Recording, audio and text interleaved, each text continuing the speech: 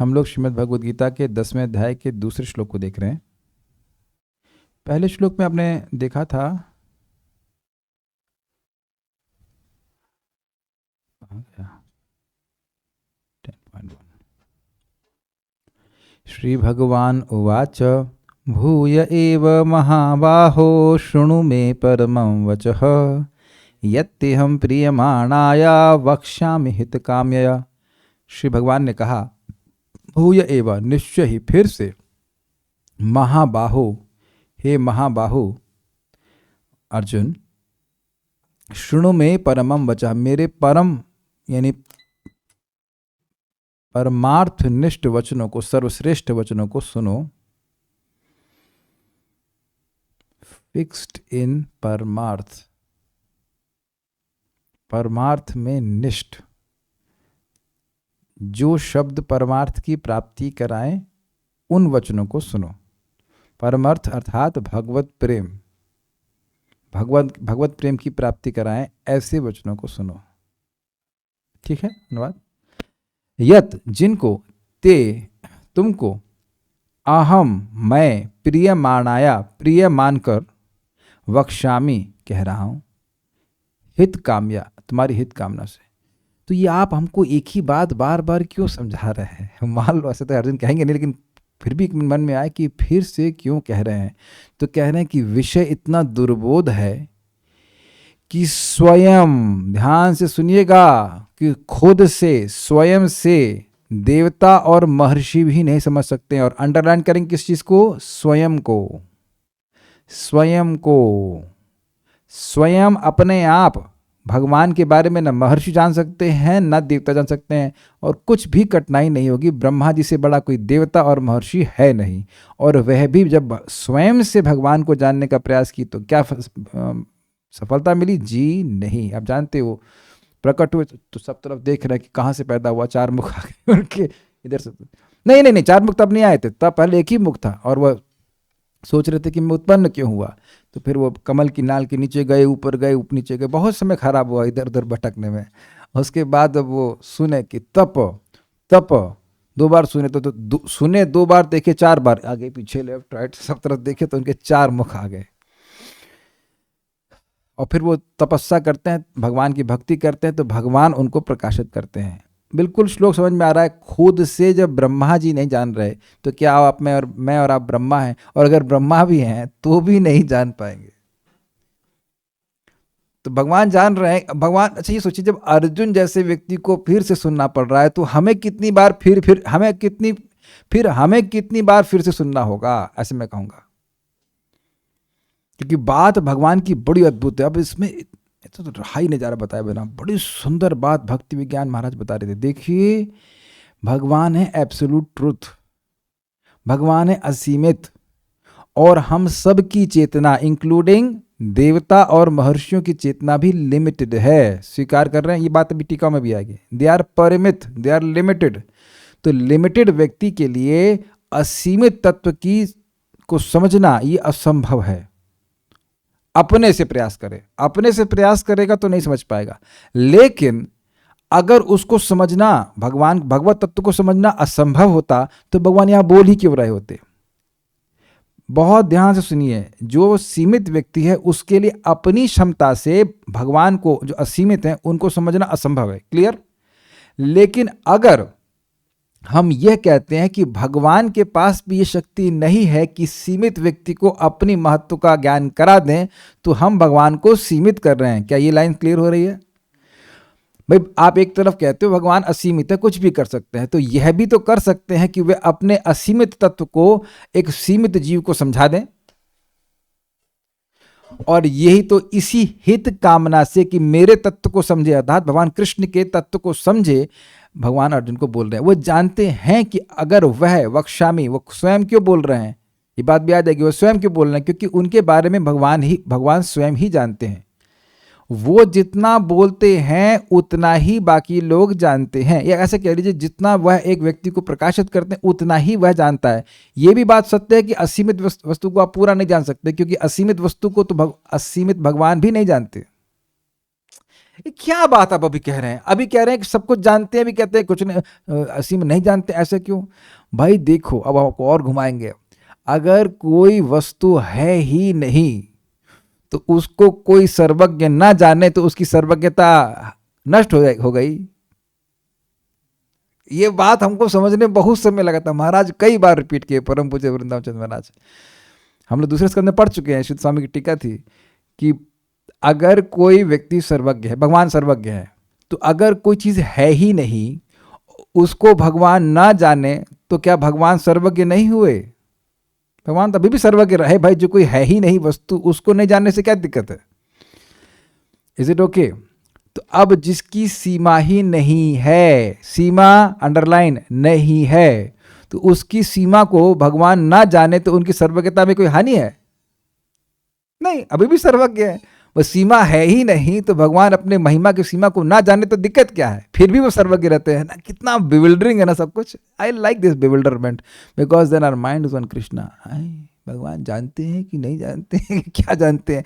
लेकिन आप इतना बात समझ लीजिए कि भगवान में उलझे रहेंगे तो आप भगवान को समझेंगे, भगवान के पास चले जाएंगे। This is very interesting. आप आश्चर्य करेंगे। मैं आश्चर्य इसलिए कर रहा हूँ कि मेरा एक मित्र था, उसका नाम था आदित्य। उसने मुझे प्रकाश दिया ये मैथमेटिक्स के संबंध में कि देखो, जो एकदम इनफाइनाइटिस्मल है, यानी जीरो और इनफाइनाइट, दोनों को ही नहीं समझ पाते। हम लोग सोचते हैं जीरो क्या था, जीरो क्या है और इन्फिनिटी क्या है। चलिए, शायद आपको लग रहा है को जीरो समझ में आ रहा है, 1/2 समझ में आता है, 1/0 ये अनडिफाइंड है, इसका मतलब जीरो ही नहीं समझ में आ रहा ना। मैं इसलिए बोल रहा हूं कि उसने मैथमेटिकली ये बताया था मेरे को कि इन्फिनिटी को हम नहीं समझ सकते हैं, and he was saying correct. भगवान असीमित हैं, असीमित दया, असीमित सब कुछ। तो जब जितने भी लोग हैं भगवान के द्वारा श्रेष्ठ हैं, इस ब्रह्मांड के अंदर हैं कि नहीं, वहीं सीमितता आ गई। और ये ब्रह्मांड तो वैसे ही बहुत छोटा है। तो यहाँ के किसी भी व्यक्ति से अगर हम कुछ पूछते हैं भगवान के बारे में और वो अपनी बात बताता है तो वह नहीं जानता और वह गलत ही बताएगा। इसलिए भगवान के लिए आवश्यक है कि वह अपने तत्व को स्वयं वर्णन करें।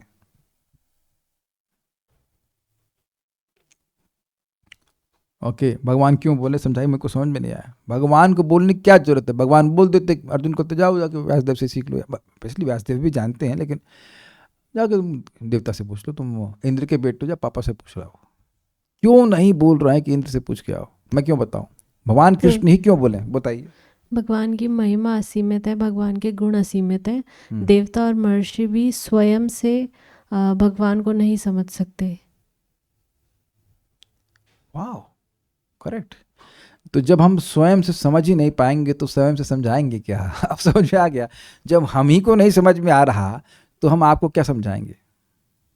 तो कहेंगे जब देवता नहीं समझ रहे हैं, महर्षि नहीं समझ रहे, तो इंसान कैसे समझेगा? This is the beauty of Krishna consciousness. भगवान ने बोला है ना आगे जाकर के, भक्तिया माम अभी जाना थी।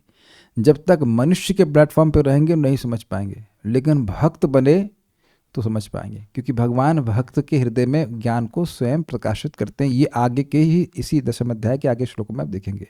ददामि बुद्धि योगम तम, भगवान स्वयं ये ज्ञान प्रकाशित करते हैं। प्रश्न है तो प्रभु जी, इस पर कुछ लोग कहेंगे कि फिर हम श्रील प्रभुपाद की ट्रांसलेटेड बुक को क्यों पढ़ें? I mean they have raise such objection कि ह्यूमन कैसे पता उन्होंने यथारूप लिखी है। ह्यूमन, उन्हें कैसे पता, हमें कैसे पता कि उन्होंने यथारूप लिखी है?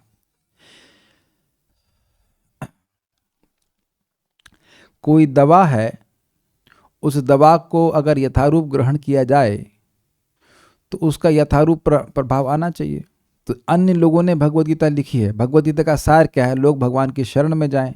लोग गए, उनको तो यह भी नहीं पता चला कि भाई 3:13 में ये लिखा हुआ है कि भोग वेजिटेरियन चीज़ें भी खाना भगवान को बिना अर्पण किए ये पाप खाना है। उनका 3:13 होती है, 3 का 13। इतना नहीं समझ में आया, यह भी नहीं समझ में आया गीता पढ़ के कि भगवान कौन है। और मैं यह थ्योरी में नहीं कह रहा हूँ, ट्रेन में एक बार मैं कुछ ग्रुप को पिचिंग कर रहा था, मुझे लगे बड़े अच्छे लोग हैं, बाद में सब उनका डकारे आना शुरू हुए, शिव जी भी भगवान है, गणेश जी भी भगवान है, ये भी भगवान है। हम लोग, पर तुम गीता पढ़ क्या रहे हो, रोज तो गीता पढ़ रहे हो, तुमको यही समझ में नहीं आया कि भगवान कौन है। नहीं नहीं, हम मानते हैं भगवान कृष्ण है, लेकिन और लोग भी भगवान है, तो तुमने गीता क्या पढ़ा।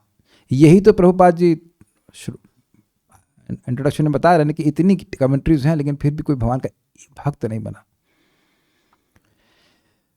तो आप समझ रहे होंगे कि ये मनुष्य या भगवान के भक्त ही भगवान की बात को समझ सकता है, और ये तत्व बहुत कठिन है, इसलिए भगवान फिर से बता रहे हैं। ये जो श्लोक बोल रहे हैं, इसका उद्देश्य ये है कि मुझको देवता महर्षि कोई भी नहीं जानता है, इसलिए मैं ये दुर्बोध तत्व को फिर से बता रहा हूं। मेरे पीछे बोलिए। न मे विदुः सुरगणा प्रभवं न महर्षयः, न मे विदुः सुरगणाः प्रभवं न महर्षयः, अहम् आदिर्हि देवानां महर्षीणां च सर्वशः, अहम् आदिर्हि देवानां महर्षीणां च सर्वशः। न मे विदुः सुरगणाः प्रभवं न महर्षयः, न मे विदुः सुरगणाः प्रभवं न महर्षयः, अहम् आदिर्हि देवानां महर्षीणां च सर्वशः, अहम् आदिर्हि देवानां महर्षीणां च सर्वशः। न मे विदुः सुरगणाः प्रभवं न महर्षयः, न मे विदुः सुरगणाः प्रभवं न महर्षयः, अहम् आदिर्हि देवानां महर्षीणां च सर्वशः, अहम् आदिर्हि देवानां महर्षीणां च सर्वशः। न तो देवतागण मेरी उत्पत्ति या ईश्वर को जानते हैं, और न महर्षिगण ही जानते हैं, क्योंकि मैं सभी प्रकार से देवताओं और महर्षियों का भी कारण स्वरूप उद्गम हूं। अनंत, आपके पापा का नाम क्या है? राजेश कुमार नौटियाल। ऐसे कैसे पता बेटा? क्या बोले? सुना। तो बच्चों में बड़ी अच्छी आदत होती है, ईमानदार होते। समझ आ गया। तो अच्छा, बर्थडे क्या है बेटा? डेट ऑफ बर्थ आपकी क्या है? 22 जुलाई। हाँ,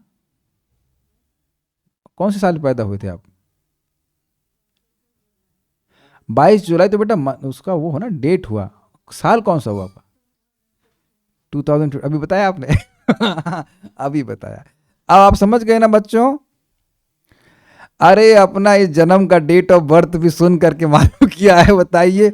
कोई पैदा होते, हाँ 1982, वैसे मेरे में लिखा हुआ 1983, लेकिन माँ ने बोला है कि 1982, तो हम सब बताते हैं 1982। अब क्या जाने कब पैदा हुआ, 81 की 82। हम ये मान रहे कि मेरी दीदी मेरी दीदी है। नॉट हो सकता मैं बड़ा था, वो हु नोस, कभी कभी बड़े लोग छोटे लगते हैं, छोटे लोग बड़े लगते हैं, इट इज क्वाइट पॉसिबल। नहीं, हम लोग ये भी कि मैं मुझसे 1.5 साल बड़ी हैं, ये सब हम खाली सुन के तो स्वीकार कर लेना है। अग्रीड? कोई है पहलवान जो अपने डेट ऑफ बर्थ खुद ही जानता हो? ये अपनी इस जन्म की डेट ऑफ बर्थ को नहीं जानते तो भगवान को कैसे जान लेंगे स्वयं? समझ में आ गया? ये बात है। दिस ब्रिंग्स अस ह्यूमिलिटी, कि भाई हम भगवान की बात नहीं सुनेंगे तो नहीं जान पाएंगे। बड़ा सुंदर श्लोक, ओह मैं अनवर भूल ही गया रखना, कृष्णा कंट्रोल्स। बट एनीवेज, श्लोक बड़ा इजी है।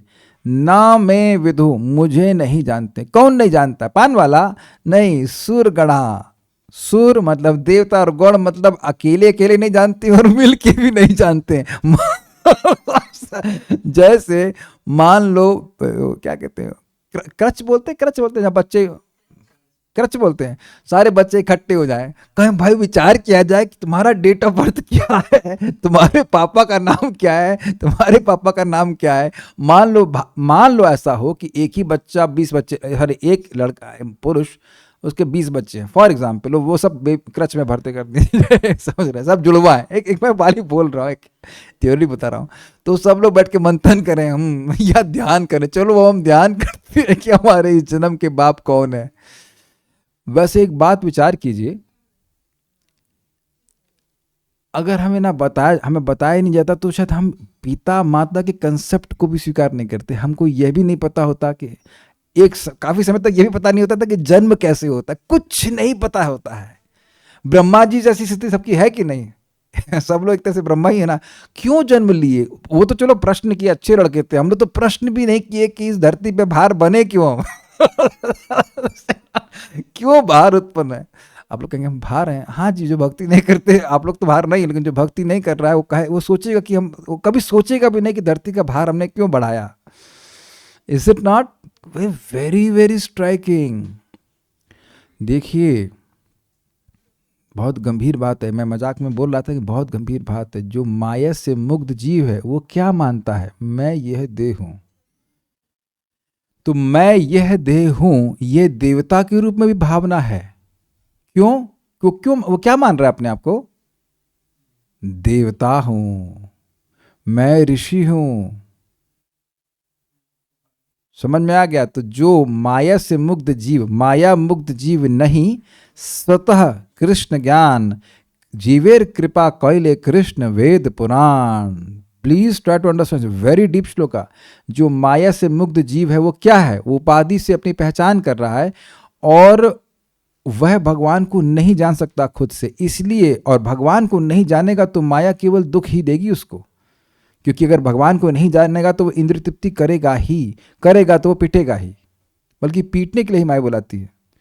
तुम बहुत देर से बचे हो, इधर आओ, इधर आओ, do some sense gratification and then I will beat you up to the pulp.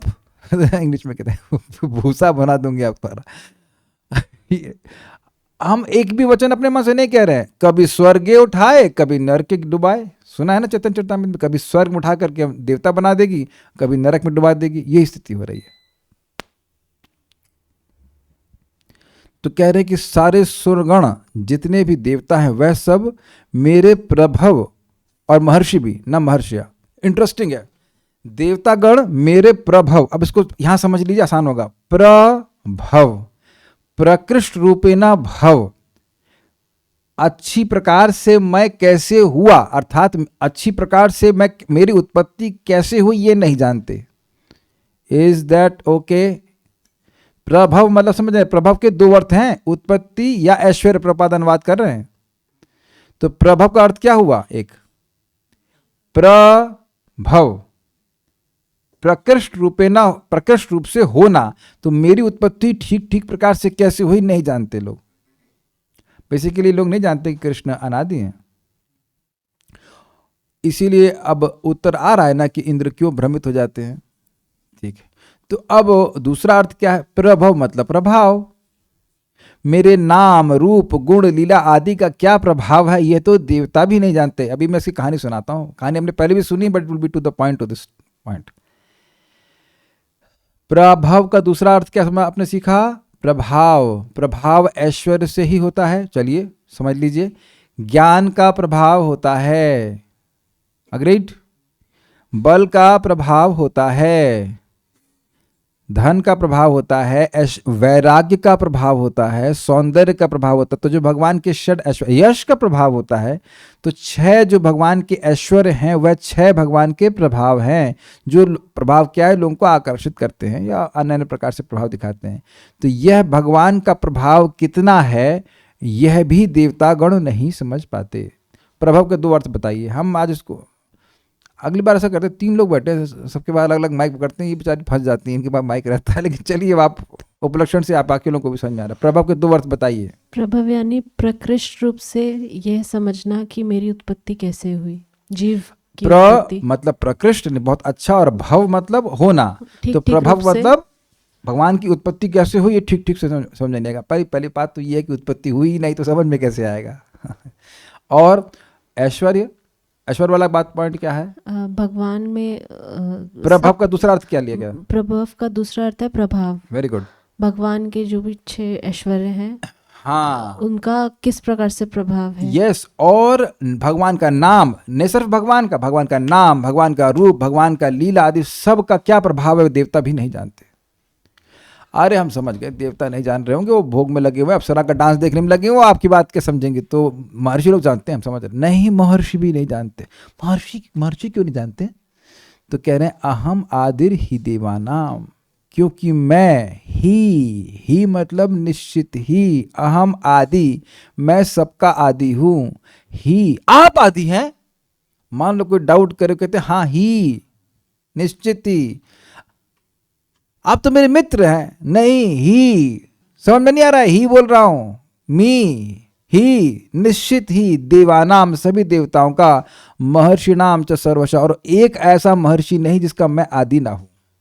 अगर आप लोगों को याद आ रहा हो, पता नहीं याद आ रहा है कि नहीं, ब्रह्मा जी की उक्ति, वो कह रहे हैं ब्रह्मा जी की, जब मैं भगवान को पूरा नहीं जानता तो मेरे बाद जो पैदा हुए मेरे थ्रू वो कैसे पूरा जानेंगे। ब्रह्मा जी को उनके बच्चे पूरा नहीं जानते, अब ब्रह्मा जी भगवान को पूरा नहीं जानते, तो जो ब्रह्मा जी के बाद में आए उनका ये अहंकार होना कि हम भगवान को पूरा पूरा जानते हैं, ये तो मिथ्या अहंकार ही है ना।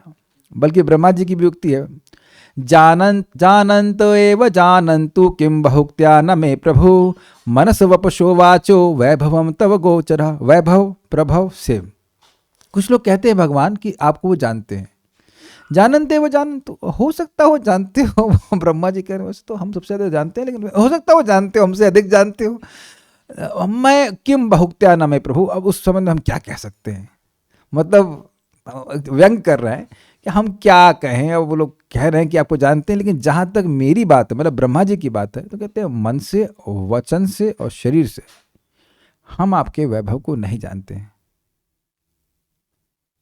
अब समझ लीजिए कि यही भगवान को जानने का मतलब है। जब व्यक्ति सागर के सामने खड़ा होता है तब समझता है कि भाई ये तो बहुत बड़ी चीज़ है, इसके तो था को हम नहीं जानते। नहीं तो वो जो मैं कर नहीं सकता, वो जो गला फुलाने वाले मेढक साहब थे ना, वो सोच रहे हैं कि भाई अटलांटिक सागर तो इतना बड़ा है। एक कुएं का मेढक था, तो एक कुएं का मेढक चला गया पिकनिक के लिए अटलांटिक सागर में, लौट के आया, तो जो कुएं वाला मेढक था जो कुएं में ही रहा, कभी बाहर नहीं आया, तो कह रहा है कितना बड़ा है। कहाँ गए थे, कहते अटलांटिक सागर। कितना बड़ा है, क्या ये इस कुएं से 2 गुना बड़ा है? नहीं नहीं बहुत बड़ा है। तो वो फूला, उसने और फूला, कहा कि 6 गुना बड़ा है। नहीं नहीं वो बहुत बड़ा है, और फूला, नहीं क्या 10 गुना बड़ा है। ऐसे फूलता जा रहा है, तो एक दिन फट गया। यही साइंटिस्ट की दिक्कत होती है कि उस भगवान को नापने का प्रयास करते हैं, और केवल साइंटिस्ट नहीं, हम लोग भी नापने का प्रयास करते हैं। भाई देखो कुछ भी हो, हम इतने पतित है कि भगवान हमारा उद्धार नहीं कर सकते। तुम नाप लियो भगवान की शक्ति को, नाम की शक्ति को, हमको तो भगवान अब माफ करेंगे ही नहीं। अच्छा, इंटरव्यू लेके आए भगवान का,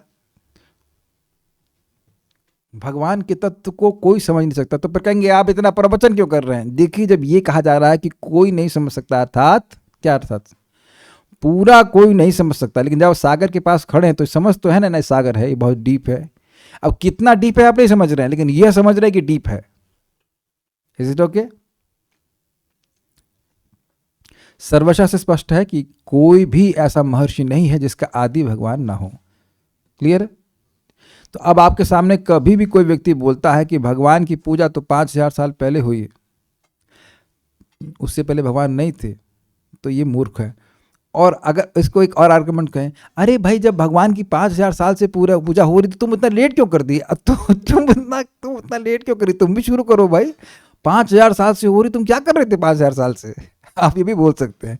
लेकिन मोस्टली लोग भगवान कृष्ण के बारे में ये गलत धारणा करते हैं कि भगवान 5000 साल पहले आए और उससे पहले वे नहीं थे। यही दिखा रहा है कि वह गलत है।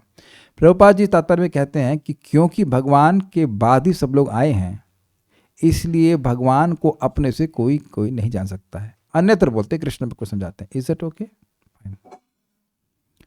डू यू अग्री कि अगर हम ये स्वीकार कर लें कि हम कुछ नहीं जानते हैं, तभी से हमारा ज्ञान शुरू होता है? ये हमेशा ध्यान रखना, ज्ञान डिसेंडिंग होता है। अगर हमने ये सोचना शुरू कर दिया कि हम जानते हैं, तो फिर तो ज्ञान देने वाले हो गए ना, मिलना तो है नहीं फिर कुछ फिर तो लेना तो कुछ है नहीं हमने को। ये सबसे बड़ी प्रॉब्लम हो जाती है। ये मायावादी लोग ऐसे ही बोलते रहते हैं। They will speculate and we can never speculate on absolute truth because we are in relative truth. मैं फिर से रिपीट कर रहा हूँ, क्योंकि हमारी बुद्धि, हमारा जो कुछ क्षमता है वो लिमिटेड है, रिलेटिव है, और किसी चीज़ की बिगिनिंग और एंड को देखती है। इसलिए स्पेकुलेशन के द्वारा, मतलब कल्पना के द्वारा भगवान कभी नहीं समझ में आएंगे। भगवान की बात को सुनना पड़ेगा, और ये एक बार में भी नहीं समझ में आएंगे, कई बार आप सुनेंगे तो वो बात समझ में आती है। अच्छा, एक बड़े रुचिकर घटना थी। एक भक्त ने मुझे बड़े अच्छा फीडबैक दिया। उन्होंने कहा कि आप ये बात कई बार बोले, आज मुझे बहुत स्ट्राइक करी। क्या आप लोगों के संग ऐसा कभी हुआ है? मैं एक थोड़ा सा टैंजेंट ले रहा हूँ, फिर मैं उसको विशेष कारण से बोल रहा हूँ। परम पूज्य वृंदावन चंद्र महाराज इस बात को बोल रहे थे कि देखिए, पाप तो ऐसे ही नष्ट हो जाते हैं नाम बोलने से, लेकिन अनर्थ भक्तों की संगति से ही नष्ट होते हैं। अब ऐसा लगे कि महाराज कोई बिल्कुल नई बात बोल रहे हैं ना, लग रहा है ना अजीब सी बात, लेकिन अजीब बिल्कुल नहीं है, बिल्कुल नई बात नहीं है। श्रद्धा, साधु संग, भजन क्रिया, अनर्थ निवृत्ति। वो उसी को कहने का स्टाइल थोड़ा अलग है ना कि वाह वाह साधु संग से अनर्थ नष्ट होते, लेकिन आप उस बात को कई बार सुन चुके हैं ना। देखिए इस जगत में, भारत में आप देखेंगे कहीं कहीं लोग बोलते हैं कृष्णा होटल, हरे कृष्णा होटल या और कुछ, कृष्णा इंटरनेशनल, ऐसे बहुत सारे नाम लेते हैं। लेकिन क्योंकि वह साधु संग नहीं करते हैं या नहीं किया है, नहीं मिला है अब तक, तो यद्यपि पाप भले नष्ट हो गए हों लेकिन अभी भी अनर्थों में फंसे रहते हैं। साधु संग में आकर के नाम की महिमा, भक्ति की महिमा समझते हैं तो वह फिर, और वो एक बार में नहीं समझ में आती, बार बार सुनते हैं, समझते हैं, तो उसके बाद वह भजन क्रिया में निष्ठ हो जाते हैं, फिक्स होते हैं, भजन क्रिया करते हैं तब अनर्थ नष्ट होते हैं। ये है ना पूरा विज्ञान। तो अब बिल्कुल क्लियर है ना कि साधु संग के बिना अनर्थ नष्ट नहीं हो सकते हैं। अब हम आप कहेंगे कि मैंने बात क्यों कही। जिस चीज को मैंने कई बार सुना, फिर महाराज से फिर एक अलग एंगल से सुना, तो और अब बात समझ में आई कि नहीं आई। तो इसीलिए यह कभी ना सोचिएगा कि हमने एक बात समझ में आ गई है तो दोबारा सुनना नहीं चाहिए। बार बार बार बार बार बार सुनेंगे तो बात और अच्छे से समझ में आती है। एक आपको और इंटरेस्टिंग बात बताऊंगा, this is very very nice. सुनो सुनो, ध्यान से सुनिए। आपने सुना ना श्रीमद् भागवतम में 10 तत्व हैं और मुख्य तत्व है भगवान श्री कृष्ण आश्रित तत्व। तो वस्तुतः भागवतम आश्रित तत्व का ही वर्णन कर रही है, लेकिन क्योंकि पूरी बात एक बार में समझ में नहीं आएगी तो थोड़ा थोड़ा थोड़ा थोड़ा थोड़ा करके उसके अंगों को बताया जा रहा है। और मैंने कहा वाओ एग्जैक्टली मैं भी यही करता हूं कि नहीं। आप ये बताइए कि मैं श्लोक को लेता और धड़ से पूरी टीका पढ़ देता, नहीं समझ में आता ना।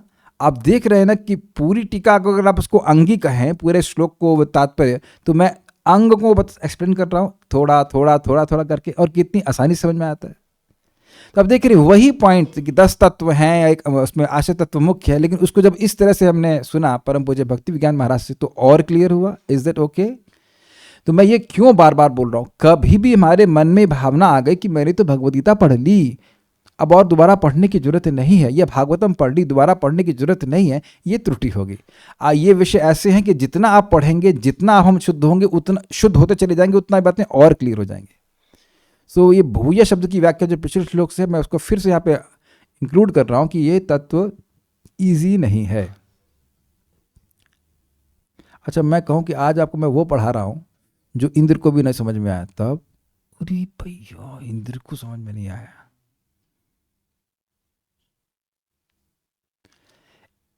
तो आप सोचेंगे ना कि तत्व मुश्किल है ना। और एक बात और यहाँ पे सीख लीजिए, कई बार प्रश्न आए कि ये इंद्र खुद भगवान के पास आते हैं, फिर गलती क्यों कर देते हैं, फिर भगवान से झगड़ा क्यों कर लेते हैं? क्या उत्तर है बताइए? उत्तर है न मे विदु सुरगणा। जब कोई, ऐसा समझिए, अगर कोई भगवान से नहीं सुनेगा या परंपरा में नहीं सुनेगा तो चाहे देवता भी क्यों ना हो, चाहे वो महर्षि भी क्यों ना हो, वो भ्रमित हो जाएगा। एक सिंपल एग्जाम्पल और मैं महर्षि का लूंगा। अब वास्तविक स्थिति क्या है हम नहीं जान रहे, लेकिन दुर्वासा मुनि एटलीस्ट एक्सटर्नली तो बिल्कुल दिख रहा है कि वह वैष्णव के प्रभाव को नहीं समझ रहे हैं। वह अम्बरीश महाराज को एक समान गृहस्थ मान रहे हैं और अपराध कर रहे हैं, यद्यपि अम्बरीश महाराज जी का कोई अपराध नहीं है। भगवान को समझना मतलब भक्तों को भी समझना। Do you agree with this? नहीं समझे भक्ति की महिमा तो भगवान को क्या समझे? होपफुली दुर्वासा मुझे मुझसे गुस्सा नहीं होंगे, लेकिन इज इट सिंकिंग इन? भगवान भक्ति से समझ में आते हैं। जब भक्ति ही नहीं समझ में आई तो भक्त भी नहीं समझ में आएगा। कुछ क्लियर सब बैठा पा रहे बात? मैं 2 लोगों का एग्जाम्पल लिया, इंद्र का तो मैंने ले लिया, अब दुर्वासा मुनि का एग्जाम्पल ले लीजिए। अब जब आपको भगवान समझ में आएंगे तो भक्त की महिमा समझ में आएगी इत्यादि, तो भक्त के प्रति अपराध क्यों करेंगे? तो जब भक्त की महिमा नहीं समझ में आ रही है मतलब भगवान की महिमा भी समझ में नहीं आ रही है। इसलिए भगवान समझाए भी, अरे भैया मैं भक्तों के वश में हूं, अहम भक्त पराधीनो। भगवान का तत्व समझा रहे हैं ना, यानी कि दुर्वासा जी को भी भगवान से सुनना पड़ा उनके तत्व के बारे में, उनका स्वभाव के बारे में। अब स्थापित हो रहा है कि नहीं? और ब्रह्मा जी भी मोहित हो गए थे, तो आप जानते ही हो। So this is so important, Krishna tattva is so important, we should hear. ये बातें हैं।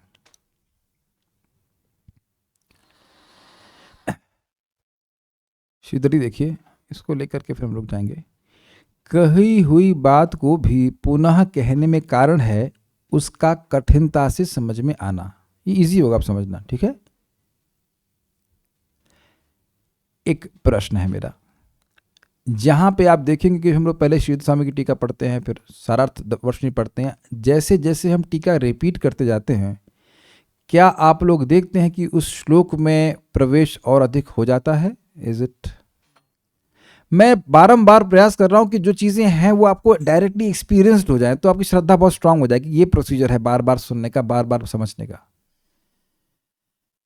कई बार लोग सोच सकते हैं कि यही बात रिपीट क्यों कर रहे हैं, है ना, लेकिन आप देखेंगे उस रिपीटिशन से वो बात और क्लियर हो जाती है। ये बात है। एक और इंटरेस्टिंग बात हमने सीखी थी, जो भी चीज़ आप चर्चा करते हैं वो आपके चित्त में और गहरी चली जाती है। तो इसलिए विषय कठिन है, इसलिए दोबारा बोल रहे हैं।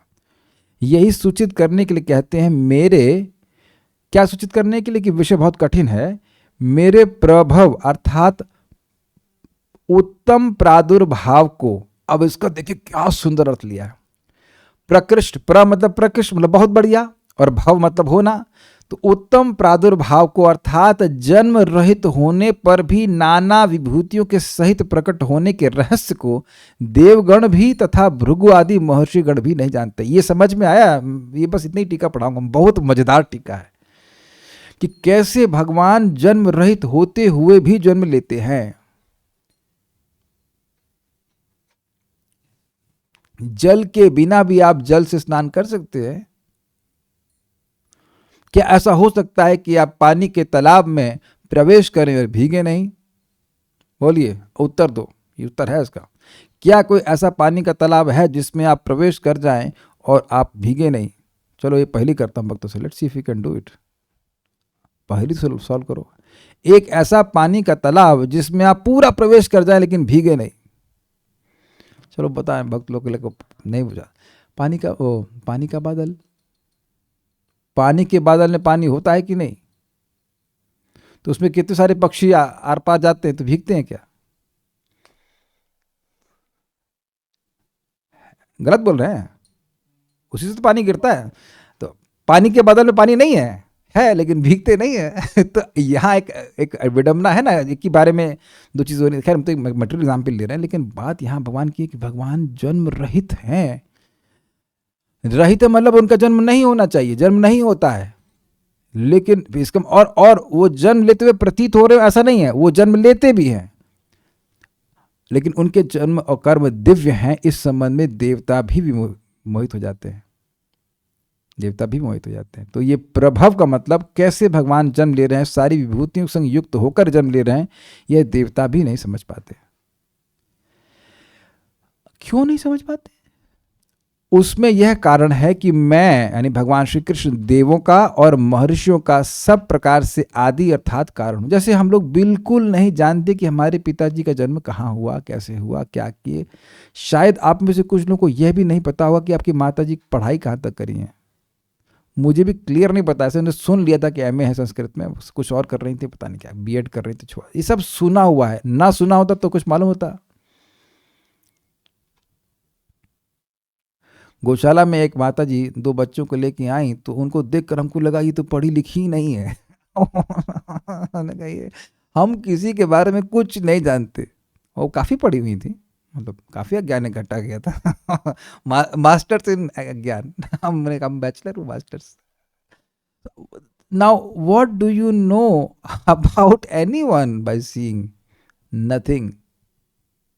मैं एग्जाम्पल दे रहा हूँ, जिस भक्त ने भी संस्कृत में थोड़ी सहायता करी थी, टीका वगैरह भेजी, तो हमें लगा ये बच्चा है यार, ये परेशान कर रहा है बहुत मैसेज करके। बाद में तो बचपन से अष्टाध्यायी पढ़ो रही भैया ये। हमने कहा जब हम एक बच्चे के बारे में नहीं जानते, हमारे से आधी उम्र का, उसके बारे में आप कुछ नहीं जानते, तो आप भगवान के बारे में कैसे जानेंगे? आप मेरी बात समझ पा रहे हैं? मैं बहुत ज़्यादा कैमुत्य ले रहा हूँ। एक बच्चे के, अब अनंत की उम्र क्या है? अनंत तो कितने बेटा उम्र है? 8 साल। इनकी उम्र मुझे सीखनी पड़ी है, मेरे 5 गुना कम है। 8 5 40 होता है। 5 गुना उम्र कम है। उस बच्चे के बारे में भी हम उसे सुन के सीख रहे हैं। जो हमारे बाद में पैदा हुआ उनको नहीं जान रहे हैं, जो हमसे पहले पैदा हुए उनके बारे में स्पेकुलेट करेंगे। अब आप सोचिए, एक बार हमको कोई व्यक्ति बोले थे, प्रभु जी वहाँ राजस्थान में कहीं पे पता नहीं कोई कोर्ट में निर्णय हुआ है कि भगवान श्री राम झूठे हैं। अच्छा अच्छा, ओहो किंवदंती, अच्छा अच्छा, अब ये सब निर्णय कोर्ट में ही होगा। ये बताइए, जज ही सारा निर्णय कर देंगे, यही जजमेंट देंगे, अब यही बैठ के भगवान राम का जजमेंट देने के लिए। अच्छा, उनको जजमेंट से देने वाले जज को पूछो तुम्हारे सर पे बाल कितने हैं तुम्हारे सर पे बाल कितने, कैन यू जज इट। हम बार बार इस बात पे फोकस कर रहे हैं, there is no scope for speculation. इस बात को मैं बोलना चाहता हूं। As soon as you say I think, we are finished, we are only nonsense. थोड़ा हैवी बोल रहा हूं, लेकिन कभी भी आपने ऐसा नहीं कहना है आई थिंक। ये जरूर कह सकते हैं कि ये मेरी समझावट है, और कुछ इंप्रूवमेंट होगा तो हम और प्रस्तुत कर देंगे, लेकिन इसीलिए सामने रख करके बोलिए। और अमेजिंग बात पता है, भगवान बहुत प्रसन्न होते हैं अगर आप अपनी बात नहीं कहते। अगर अपनी बात नहीं कहते हैं तो भगवान बड़े प्रसन्न होते हैं। ऐसे ही सेवक से वो प्रसन्न होते जो अपनी बात नहीं कहता, भगवान की बात कहता।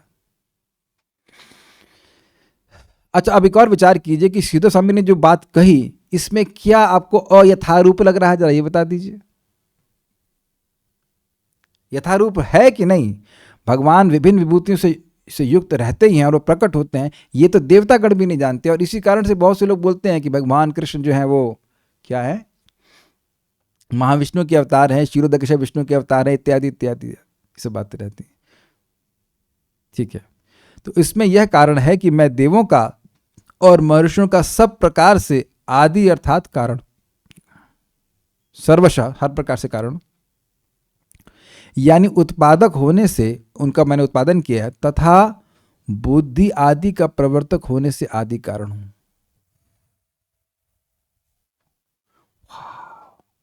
देखिए, ये बात थोड़ा समझेंगे माता पिता लोग।